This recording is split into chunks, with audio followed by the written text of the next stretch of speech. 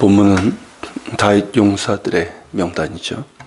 모두 이제 37명으로 최고위급 용사 셋, 그 다음으로 이제 31명의 용사들을 이끈 3명의 용사들로 나누어서 소개하고 있습니다.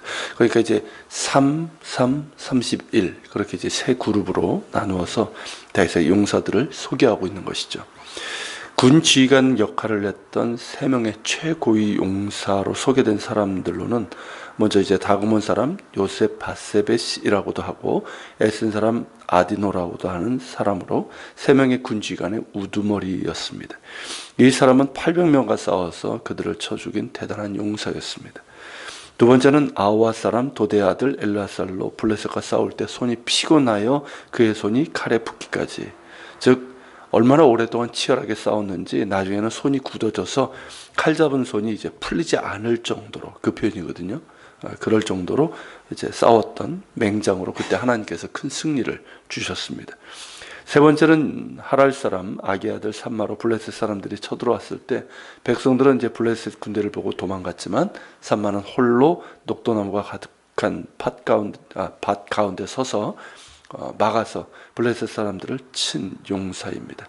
그때도 하나님께서 큰 승리를 주셨습니다. 이렇게 최고의 용사들이 소개되고 있는데 특이한 점은 뭐냐면 여기 외에는 다른 곳에서 이들이 언급된 적이 없다는 겁니다. 아마도 이들은 다윗의 즉위 초기에 블레셋과의 전쟁에서 가장 큰 무공을 세운 용사들로 나이가 있는 노장들로 여겨집니다. 그리고 다윗의 통치 중반기 이후서부터는 그들보다 젊은 장수들이 군 지휘권을 차지한 것으로 보입니다. 그들이 누구냐면 이제 3명인데요. 똑같이 여기서는 이제 수리아의 아들이며 요압의 아우인 아비세, 그리고 여호와의 아들 브나야가 소개되고 있습니다. 이 둘은 중반 이후에 성경에서 여러 번 나오죠. 근데 조금 이상한 건 뭐냐면 세 용사라고 하면서 실제로는 아비세와 브나야 2명만 소개되어 있습니다. 그렇다면 이름이 누락된 한 명의 용사는 누구일까요? 요압입니다. 다윗 통치 기간 동안 가장 오랫동안 군 지휘권을 장악했던 사람이 요압이었죠. 적어도 중반 이후부터 말기까지 가장 결정적인 때마다 공을 세웠고 그러면서 군 최고 지휘관으로서의 자신의 입지를 견고하게 다졌던 사람이었습니다. 그런데 세 용사에도 그의 이름이 없이 2명만 소개되어 있고 37명의 용사들 명단에도 없습니다. 여기서 우리가 짐작할 수 있는 것은 그러한 요압의 이름이 누락된 것은 정치적인 이유 때문으로 볼 수가 있을 것 같습니다. 사무엘서가 다윗 왕국의 역사서는 아니지만 다윗 언약의 기초에서 기록된 것으로 본다면 요압의 이름을 뺀 것이 어느 정도 이해가 되는 것이죠. 요압은 우리가 앞서 본 것처럼 다윗이 즉위하고 외적을 물리치고 왕국을 견고하게 세우는데 큰 공을 세운 사람이었습니다. 동시에 너무 권력지향적이고 독선적이고 고집이 세서 왕인 다윗조차도 통제하기 어려웠고 그래서 다윗을 힘들게 했던 사람이었죠. 그리고 결정적으로는 다윗의 명을 어기고 압살롬을 죽인 자도 요압이었고 다윗이 죽은 후에는 왕위 계승 과정에서 좀 갈등이 일어나지 않습니까? 그때 솔로몬 대신에 아도니아를 지지했다가 솔로몬에게 죽임을 당한 인물이기도 합니다. 그런 까닭에 그의 공우는 삭제가 되고 급기야는 다윗의 용사 명단에도 누락이 된 것으로 볼 수가 있을 것 같습니다. 그리고 이제 13절부터 17절에는 두 번째 그룹의 세 용사, 즉 그 이름이 누락되어 있지만 요압을 포함한 아비새와 브나야와 관련된 에피소드를 하나 소개하고 있어요. 13절에 보면 다윗이 아둘람 동굴로 피해 있을 때 이들이 다윗에게로 왔던 것으로 보입니다. 그 당시 우리가 이제 이미 사무엘서를 통해서 봤지만 그 당시에 블레셋 사람들이 유다 산지에 올라와서 약탈을 했었죠. 그때 다윗이 그들을 물리친 일이 있었습니다. 그때 있었던 일로 보입니다. 그때 다윗은 베들레헴 근처에 어느 산성에 있었고 블레셋 사람들의 요새는 베들레헴에 있었습니다. 그러니까 블레셋이 올라와서 약탈을 하면서 이미 베들레헴까지 장악했던 것으로 보입니다. 그리고 그때 싸움을 하면서 다윗이 있던 곳에 물이 없었던 것 같습니다. 다윗은 갈증으로 인해서 힘겨워하면서 베들레헴 성문 곁에 있는 우물물을 원했습니다. 아마도 다윗이 있던 산성 인근에는 가장 가까운 우물이 아마 베들레헴 그쪽에 있었던 것 같고요. 그리고 다윗이 베들레헴 출신이기 때문에 그것을 잘 알고 있었던 것이죠.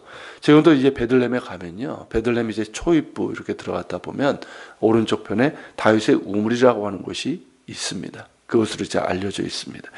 다윗이 그곳의 물을 원하자 요압, 아비세, 분하야 이 세 명의 젊은 용사들은 블레셋 사람의 진영을 돌파해서 베들레헴 성문 곁 우물물을 길어 오게 됩니다. 그런데 다윗은 정작 그 물을 마시기를 기뻐하지 않냐고 그 물을 하나님께 부어드립니다. 제사 지날 때 물을 붓는 그 의식이 있잖아요. 그 용도로 사용을 했다는 것이죠. 그렇게 한 이유는 17절에 보면 자신의 갈증을 풀고자 세 용사를 큰 위험에 처하게 한 일이 잘못되었음을 깨닫았기 때문입니다. 세 명만 갔겠습니까? 또 부하들을 데리고 갔겠죠. 그러면서 이 세 명은 괜찮았겠지만 몇 명의 부하들은 아마 죽었을 겁니다. 그러면서 다윗은 하나님께 제사를 드리면서 자신을 위해서 부하들을 위험에 빠뜨린 일을 다시는 하지 않겠노라. 그렇게 맹세를 합니다. 이런 다윗의 모습에서 우리는 부하들을 아끼는 지도자의 모습을 볼 수 있는 것이죠. 사람을 아끼는 다윗의 마음, 그곳에서 나타나게 되는데요. 여기서도 나타난 것이고 아랫사람을 귀하게 여길 줄 아는 지도자가 결국에는 좋은 사람들을 모으게 되고 그들을 효과적으로 이끌어갈 수 있는 것이죠. 이들 세 명에 대한 소개와 그들과 관련된 에피소드를 소개한 후에 30명, 정확하게는 31명입니다. 이 31명의 용사들이 소개되는데 그 이름만 소개되어 있습니다. 근데 특이한 건 뭐냐면 이 31명의 명단 마지막에 나오는 사람입니다. 누굽니까, 여러분? 햇사람 우리아입니다. 우리아는 이스라엘 사람이 아니지만 다윗을 성심껏 섬긴 용사였죠. 그러한 우리아를 죽음으로 몰아간 다윗의 범죄가 얼마나 크고 파렴치한 것인지를 다시 한번 상기시키고 있습니다. 그리고 또 하나의 특징은 이들의 출신을 보게 되는데요. 이들 중에 여러 명이 이방 민족 출신이라는 점입니다. 암몬 사람 슬렉, 헷 사람 우리아, 부에롯 사람 나아레, 마아가 사람 엘리벨렛, 소바 사람 이갈 등 이 사람들은 이스라엘이 아닌 이방 민족 출신들입니다. 더불어서 이스라엘 사람들인 용사들도 이렇게 보면 이스라엘 전 지역을 대표하는 인재들입니다. 그러니까 어느 특정 지역에 한정되어 있지는 않아요. 그러니까 즉 다윗이 속한 유다 지파 사람들만 있는 것이 아니라 이스라엘 전 지역에서 용사들이 모여지고 그래서 군대를 구성하고 이끌게 된 것입니다. 이러한 다윗의 군대의 면모를 보면 그의 군대는 이스라엘 전 지역에서 참여를 했고 그러면서 이방 민족 출신들까지 포함한 다국적 연합 군대였다는 것이죠. 이것이 중요한 게 뭐냐면 다윗이 온 이스라엘 왕으로 즉위하고 그러면서 나라를 다스리지 않습니까? 그때 그가 중요하게 여겼던 것은 뭐냐면 온 나라의 통합이었습니다. 나아가서 이스라엘에 복속시킨 민족들까지 품고 안정적인 나라를 세우고자 했던 것이죠. 이 점은 다윗이 통일 왕국의 왕으로서 추진했던 아주 긍정적인 정책이라고 할 수 있습니다. 다윗은 그렇게 나라의 통합을 위해서 노력했지만 범죄와 그 여파로 인해서 그 노력에 금이 가고 만 것이죠. 그만큼 그 범죄는 파괴적이었고 치명적이었습니다. 그럼에도 그의 나라의 영화가 그의 아들에게까지 이어진 것은 하나님의 은혜라고 볼 수 있는 거죠.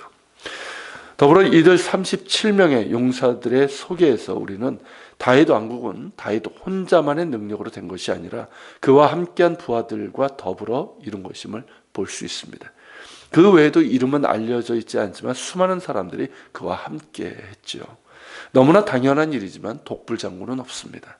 아무리 뛰어나도 그를 지지하고 함께하면서 목숨을 바칠 수 있는 동료들이 없다면 큰 일을 도모할 수 없습니다. 그런 까닭에 이들의 명단을 소개하고 있는 겁니다. 결론적으로 본다면 다윗의 치세와 업적은 그와 함께한 부하들의 충성 때문이었고 또한 무엇보다 다윗과 언약을 맺으시고 자비와 성실하심으로 그 언약을 이루어 가신 하나님의 은혜가 있었기 때문에 가능했습니다. 그것을 23장에서 분명히 보여주고 있는 거예요. 이 명단 앞에서는 다윗의 이제 마지막 선포지만 하나님의 그 언약을 세워나가시는 그 은혜를 찬양하고 있지 않습니까? 그것을 우리가 이제 사무엘하 마지막 부분에서 보고 있는 것이죠. 이것은 우리에게도 마찬가지인 것 같습니다.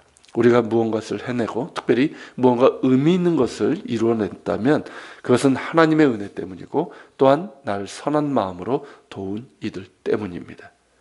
결코 나 스스로 혼자만의 능력 때문에 된 것이 아니라는 것이죠.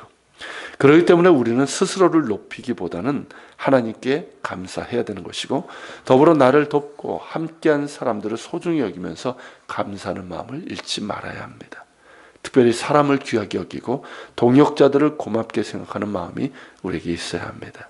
하나님께서는 우리가 함께 일하시기를 원하십니다. 함께함으로 주의 영광을 드러낼 수 있는 우리가 되기를 소망합니다. 같이 기도하겠습니다. 오늘 말씀을 기억하면서 기억합시다. 다윗과 함께했던 용사들, 하나님께서 붙여주신 동역자들입니다. 그리고 하나님의 은혜로 그의 왕국이 그렇게 세워지게 되는데, 우리도 마찬가지입니다. 하나님, 우리가 어떤 일을 할 때 늘 하나님의 은혜임을 기억하며 겸손히 감사하게 하시고, 또 주님 우리를 또 돕고 우리 함께한 이들을 소중히 여기면서 그들과 함께 동역하며 잃지 않도록 도와주옵소서. 그래서 함께함으로 주의 영광을 드러낼 수 있는 우리가 되게 하여 주옵소서. 같이 기도하며